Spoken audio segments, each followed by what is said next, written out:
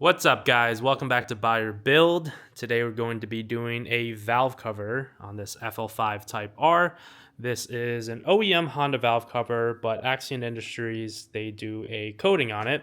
So the owner went with this nice red. First impressions, I think the finish looks pretty dang good. The only gripe about it is on the back side, it just kind of looks like the prep wasn't really all there.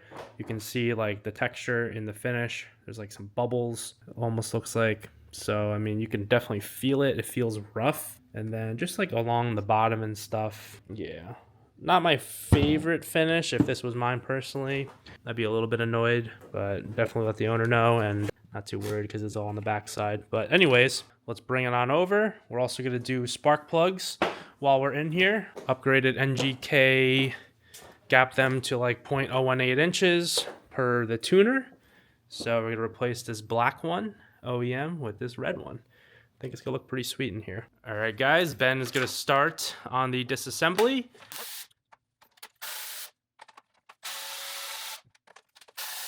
All right, guys, we got the valve cover trim off. As you can see, there is a little piece of valve cover trim left, and I want to explain some of this because we are not jank.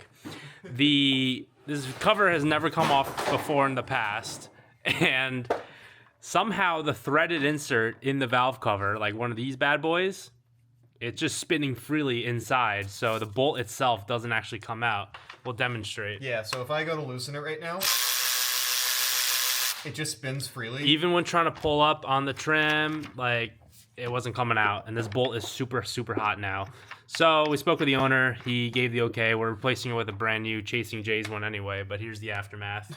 Maybe you can like put it on the wall as decor. Yeah, right. Get like Nakai to sign that next time, even though he doesn't even touch Hondas. But anyways, here we are. So on to the valve cover removal.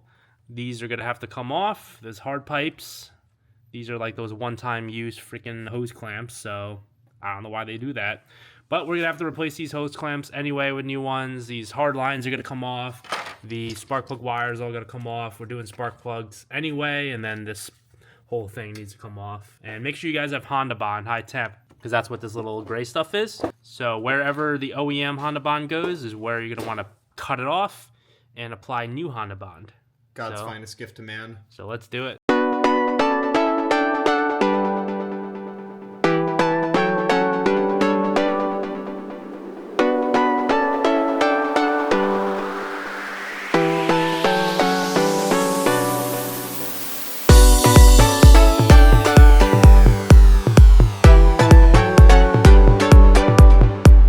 Small update. In order to get the valve cover off, this whole harness needs to come off and flip back.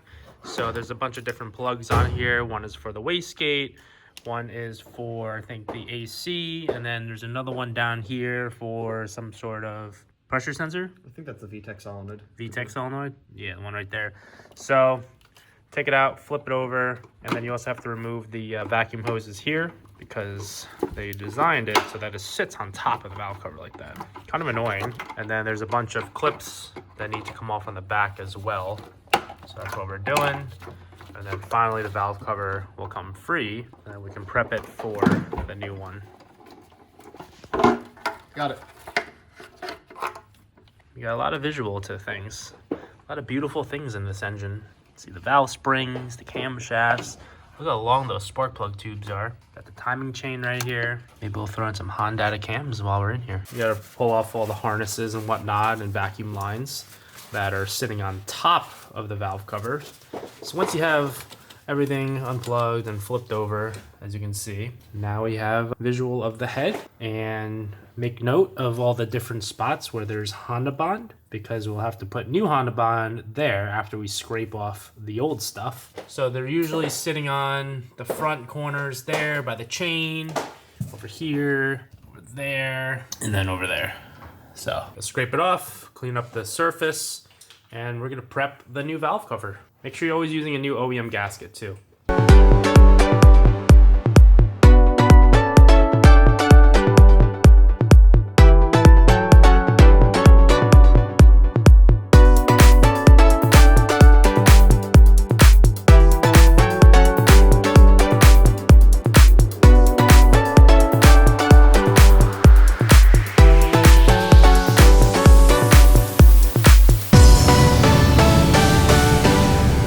So we're pulling out the spark plugs. The valve cover is fully set back and torqued down to spec.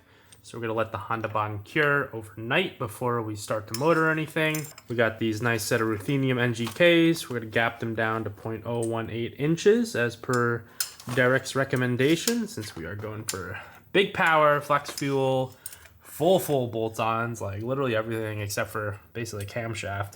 So yeah, looking real nice and snazzy up in here. Yeah.